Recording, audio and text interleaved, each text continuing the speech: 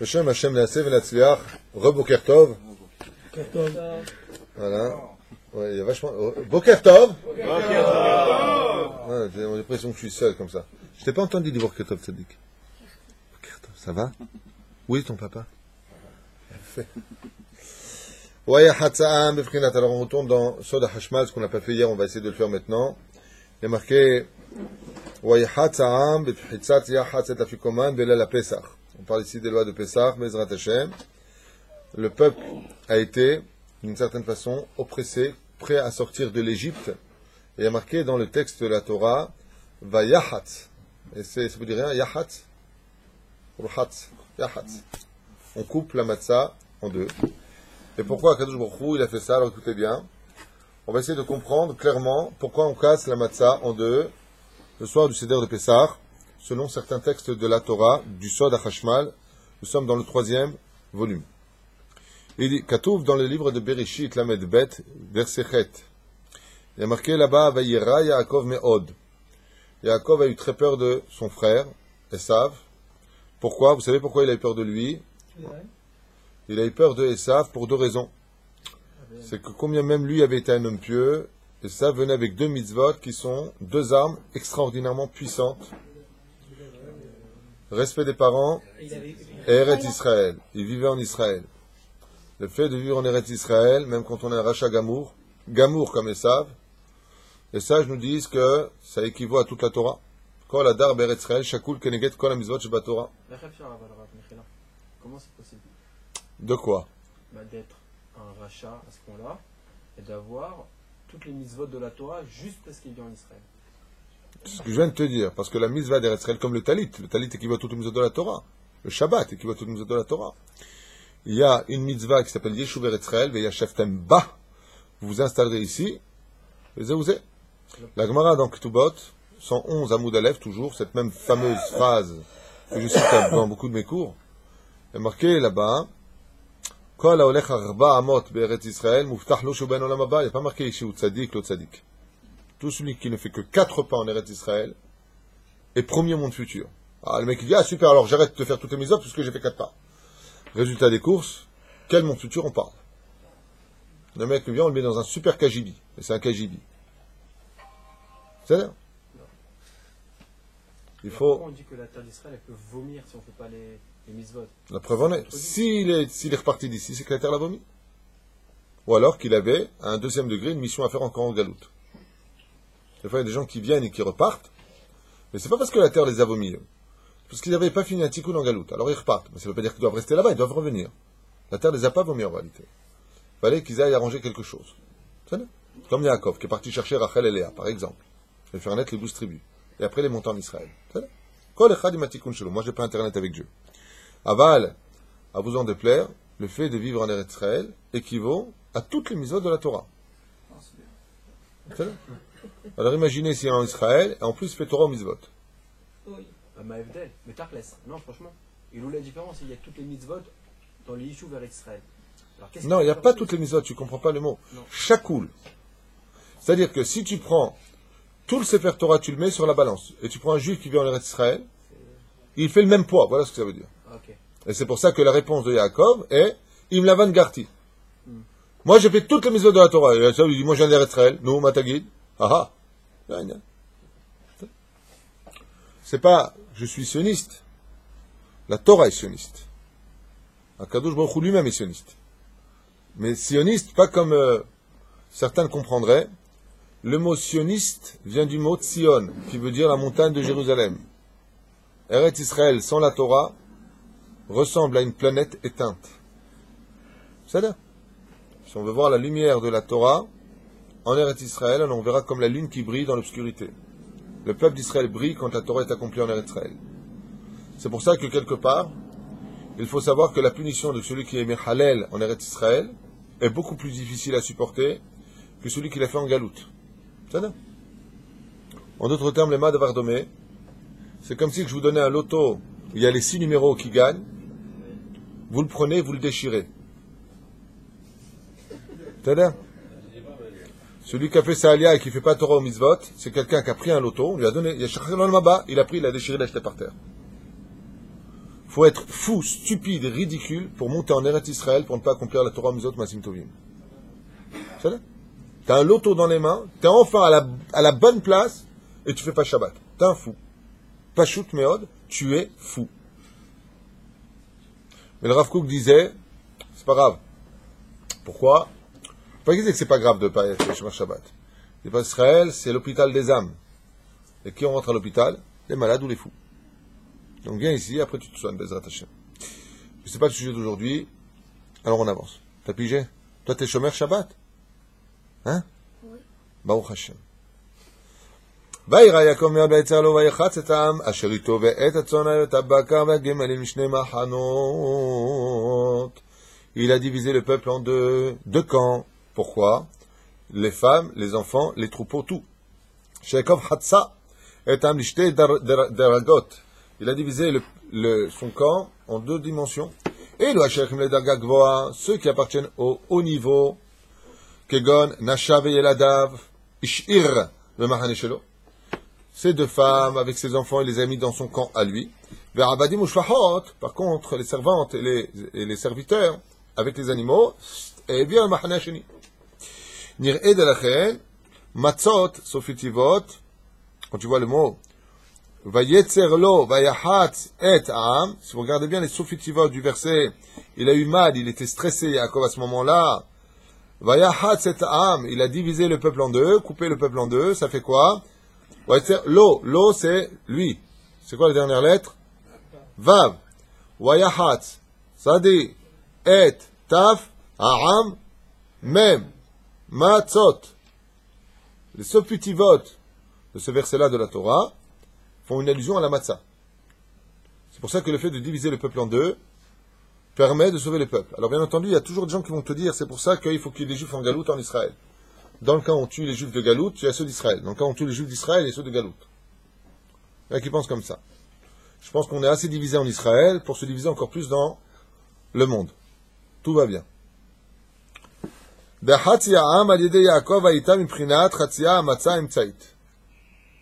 Et c'est pour ça qu'Yaakov est le milieu. Vous savez, il y a Abraham droite, Yitzhak gauche. Yaakov, centre. On prend la matzah du centre et on la coupe en deux, comme Yaakov. Parce qu'en réalité, on va couper maintenant deux endroits. C'est parce qu'il y a un morceau qui est grand et un morceau qui est petit. C'est-à-dire deux dargot. Deux niveaux, ça veut dire. Le Zohar HaKadosh, dans la Parashat Teruma, nous dit comme ça, à la page 158 à Moudbet, Shechatzi hamatzah sheochlim miyad, ve'ramez al sachar sheochlim mi'amitzvot ba'olam. Et le morceau que l'on mange de la matzah, vous savez, il y a la ficomane, le grand morceau, on le met de côté pour l'instant. Et le petit morceau, à quoi il sert? C'est quoi le petit morceau? La matzah en elle-même, la ficomane, toute la matzah elle-même représente les mitzvot. Mais le salaire des mitzvot, comme dit dans Kiddushim, c'est pour le monde futur. Pas pour maintenant. Mais il y a des mitzvot qu'on mange, aussi le salaire dans ce monde. Comme par exemple la tzedaka. Tu donnes de la tzedaka, comme c'est marqué dans la paracha de Kitissa, où là-bas on demande Mahatzit HaShekel, Shekel HaKodesh. Il y a marqué que Akadosh Baruch Hu, il a montré la pièce de Mahatzit HaShekel, avec comment il lui a montré l'exemple? Le feu, une pièce de feu. Mais pourquoi une pièce en feu, disent les sages? Prends une pièce en bronze, une pièce en or, une pièce en argent, montre-lui vraiment pourquoi une pièce en feu. Pour le Olam Haba, non. C'est pour faire comprendre à l'homme que tout comme le feu peut allumer autant d'allumettes qu'il veut sans rien retirer de son originalité et de sa substance, de la même façon, quand tu donnes la tzedaka de tes poches, tu as 100 shekels, tu donnes 50 shekels, c'est comme le feu. Combien t'as encore dans les poches? 100 shekels. Des perouches d'abord. Mahatzit HaShekel, il a fait du feu. Parce que le feu, c'est la seule existante sur Terre. Quoi que tu prennes sur Terre, t'as 1 litre d'eau, tu donnes 200 millilitres d'eau. Combien il te reste? 800. Automatiquement, il y a moins, il y a un calcul mental. La seule chose pour laquelle il n'y a pas de calcul mental, avec une torche, je peux allumer 1 million de torches, et quand je reviens à ma flamme, j'ai diminué ma flamme? Non, elle est pareille. C'est pour ça qu'il a montré Matbéa de feu, pour dire, pour enseigner aux enfants d'Israël que quand tu donnes de la tzedaka, tu retires rien de tes poches. Rien. Alors tu dis, c'est pas vrai. J'ai 100 shekels, j'ai donné 20, j'ai 80. Je dis, non, t'as pas compris comment ça marche. Avec les 100 shekels, tu voulais t'acheter cette chemise à 100 shekels. Donc combien il te manque? 20 shekels. Dieu fera en sorte qu'elle soit en solde à 80 shekels quand on aura besoin. C'est Péroucha d'avoir. C'est-à-dire que tu pourras acheter avec tes 80 shekels ce que les autres ont acheté 2 semaines avant toi à 100 shekels. C'est la même chemise. Seulement Akadosh Baruch Hu il a fait. Vous comprenez? Après, il a montré une matbéa de feu, une pièce en feu. C'est ce qu'il dit. Alors il dit comme ça. Il y a des mitzvot dans ce monde où tu peux les manger dans ce monde et dans l'autre. Le respect des parents, le bikur cholim, achnasat orchim, tout ça, tu prends le salaire dans ce monde et non. Comme Sarah qui a invité des anges, des pauvres, invité des pauvres. Elle est tombée enceinte grâce à cela. Elle fait achnasat orchim. Donc si tu veux tomber enceinte, invite des pauvres à la maison et tu verras que je trouve par le mérite. Et alors, et dans mon futur, il n'y a pas. Donc, il y a un salaire dans ce monde. Ochel v'rodom olamazé, va keren kayemeto l'olamaba, et tu as un salaire dans les deux mondes. Donc, et une partie qu'on mange, la petite matzah qui représente les mitzvot, qui sont minimum peu dans ce monde, vous le savez bien, et on mange dans ce salaire, donc on mange cette matzah, motzirach minaretz alachilat matzah, et il y a la grande, donc vous avez compris c'est quoi? C'est le salaire réservé dans le monde futur. La grande matzah, la fikoman. C'est ça? Se lever tôt le matin, donc c'est ce qu'on dit tous les matins dans la prière. C'est ça?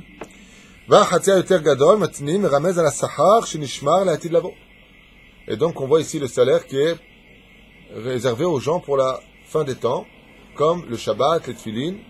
Même le Shabbat, quelque part, on en a de ça, puisqu'il est marqué Te'ase Melacha. Celui qui est Shomer Shabbat, il voit le salaire aussi dans ce monde. Avant un vrai Shomer Shabbat. Quelqu'un, et je le dis à voix haute, comme ça c'est clair, quelqu'un qui ne voit pas le salaire de son Shabbat, c'est qu'il n'est pas encore Shomer Shabbat. Il a démarré, mais il ne connaît pas encore bien, comme par cas, un jour quelqu'un m'a dit, il y a pas tellement longtemps, il m'a dit, je suis Shomer Shabbat. J'ai dit, ah, très bien, ok, je vois, et il va faire la vaisselle, il prend une éponge, et il fait la vaisselle avec l'éponge. Alors je dis, Slicha, c'est assour, t'as halal Shabbat. Gentiment, pas méchamment. Avec un couteau comme ça. Et, c'est une blague. Et, la personne m'a dit, ah, je savais pas. Tilmad halachot. C'est pour ça qu'il faut étudier les lois de Shabbat pour être Shomer Shabbat. Il y a plein de gens qui font plein de Issourim, plein d'interdits. Ils croient qu'ils sont Shomer Shabbat. Ils ont raison à leur niveau. Ils sont Shomer Shabbat. Aval, selon la loi, ils sont pas Shomer Shabbat. Vechen Emsher HaKatuv, Ve'aya Machane, Nish'ar Lifleta. Et ce camp-là sera sauvé, Gematria Matzah. Ve'aya Machane, si vous faites la Gematria du mot, et ce camp-là, comme c'est marqué là-bas dans le texte de la Torah, c'est fait Gematria Matzah. D'accord? 135.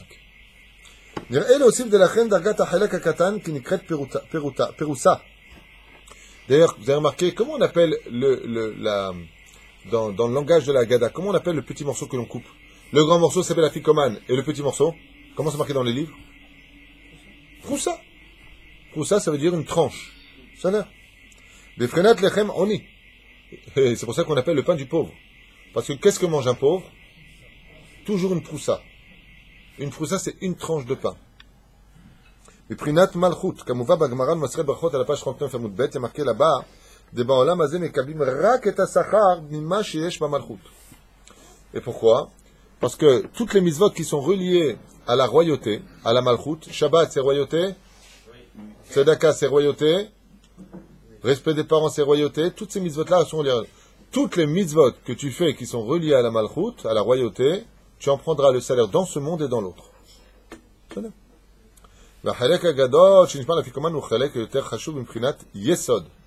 Donc ici on a deux espèces de royauté. Dans les sphira, dans les sphirotes, sphères de la Torah, le petit morceau il représente quelle sphira?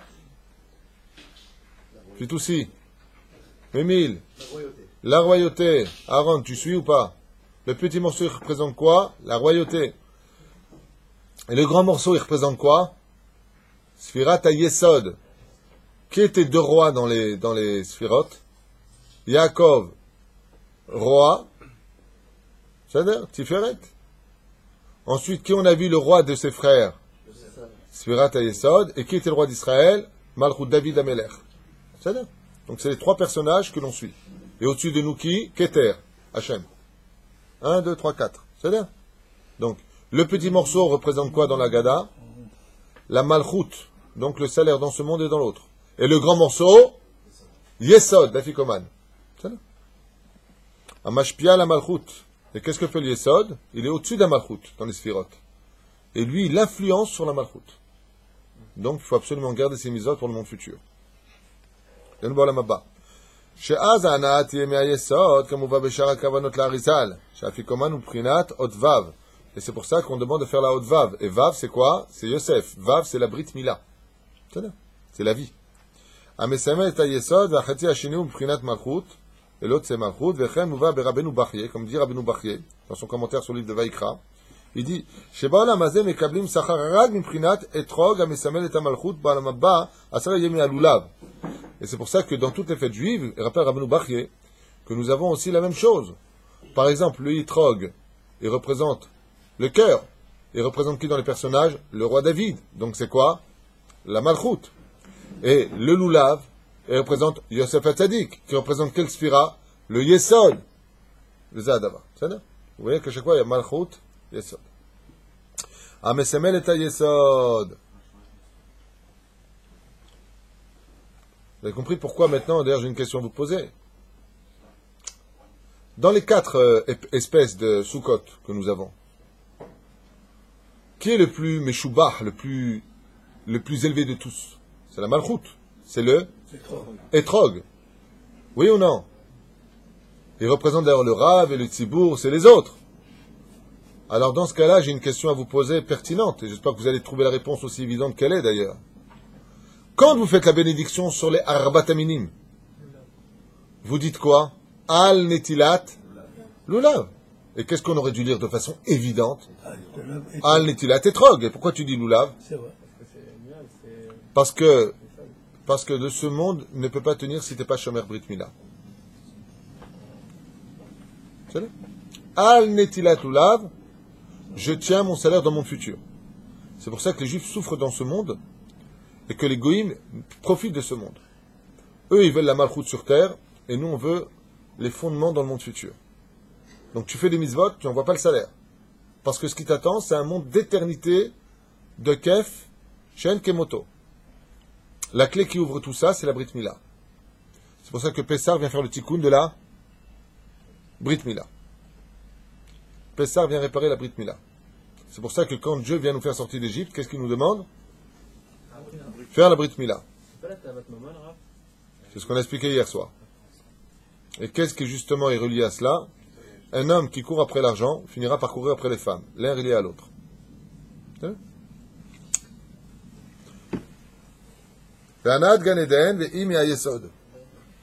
C'est pour ça que plus une personne Shomer Brit Mila, il fait bien la Nida, il ne touche pas une femme avant le mariage, il surveille bien ses yeux, tout ce qu'il faut, il ne fait pas d'avérote avec la Brit, et plus son monde futur sera grandiose et magnifique. וכן אם נמצא מספר המילה מצה 135 לשניים נקבל 2 חצאים לזה גדול ומזה חצי הגדול 68. Et c'est pour ça maintenant je donne un exemple complet. Si je prends le mot matzah et que je la coupe en deux, combien ça fait matzah en gematria? 135. Si je la coupe en deux, ça fait combien? 67,5. Oui, mais il y a un grand morceau et un petit morceau, donc il faut arrondir. Pas 67,5 et là, 68. 68, c'est gematria combien? Lulav, ça fait combien en gematria? Lamed, Vav, Lamed, Bet. 68. Sous gematria, Haïm. Hein? 68.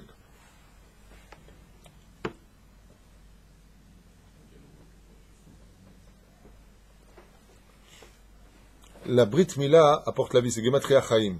Donc on voit quoi? On a dit que c'était Yesod. La grande matzah, ça fait 68. Si tu coupes en deux, il faut la majorité. 68 Gematria Lulav. Qui rappelle bien que c'est contre le Lulav. Vous voyez comme les fêtes se suivent. המסמל את היסוד מהמרצה הגדול, יסוד, והחצי השני מספר 67 dans ce cas-là. Hein? Non, 67. Keminyan, Bina. Et la Bina, ça fait combien en gematria? Il y a la Bina Yallah, ya Habibi Yallah. 67. המסמל את המלכות, כמובן בגמרא, parce que la Bina, ça représente aussi la malchut. Bina תראה נתן הקדוש ברוך הוא באישה יותר שבאיש. Il représente aussi, derech hagav, la femme. Le grand morceau représente l'homme. Le Zohar HaKadosh nous dit, mais à Pasuk, Vayomer, Amelech le'Esther b'shtei yayin, ma shel ater v'nitan lach, ou ma bakashater achatzi amalchut v'te'as. Demande-moi ce que tu veux, je te donnerai jusqu'à la moitié de la malchoute. Tu as compris ce que ça veut dire maintenant? Je ne parle pas simplement de Medina. Ce sont des remazim, c'est allusion. Il dit, mais ramez à la khatia afikoman. Il faisait allusion en réalité à l'afikoman. Vas-y, à khatia malchoute. Il dit, Achashverosh, l'autre côté de la malchoute. C'est quoi? Le monde futur. C'est non? Mais ramez à l'afikoman. Il dit, Bayer al-pi à Divranut, d'Amelech, mais ramez à la kadosh baruchou, Amar Esther yechola lekabel sachar ba'olam hazeh, à khatia malchoute. Et c'est à Peroucha Davar.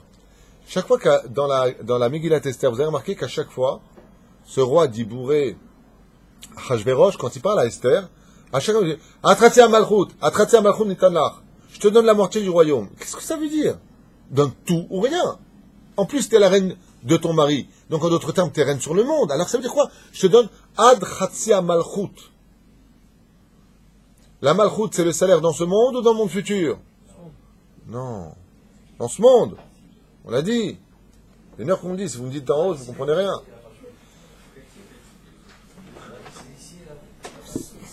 C'est Yesod là-haut. Mazé Chatzia Malchut. Perusha Davar, Chatzia Malchut. Malchut, c'est dans ce monde. Ad Chatzia Malchut. Perusha Davar. Il lui dit à Achashverosh, en d'autres termes à Esther, vous pouvez prendre aussi votre salaire dans ce monde par le biais de la Malchut, parce que tu es reine.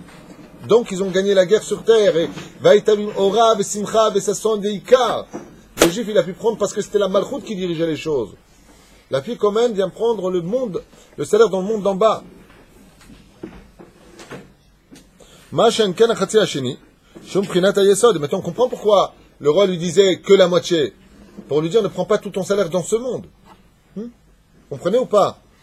Atratia Malchut, Hamelech, c'est Dieu. Il disait à Esther, t'inquiète pas, tu peux prendre ton salaire dans ce monde. Donc ce que tu me demanderas, tu l'auras. Immatzatichen bene Hamelech, si j'ai plus aux yeux du roi, je veux une Seouda, c'est le monde d'en bas. Je veux ça, c'est le monde d'en bas. On lui a donné la maison de Haman, c'est le monde d'en bas. Et elle y a mis Mordechai, c'est le monde d'en bas. Le salaire dans ce monde, Atratia Malchut. C'est là. Revar Vatzala Ital Yehudim, là-bas ça fait, on avance, on va s'arrêter là aujourd'hui parce qu'il est déjà tard et je vous libère.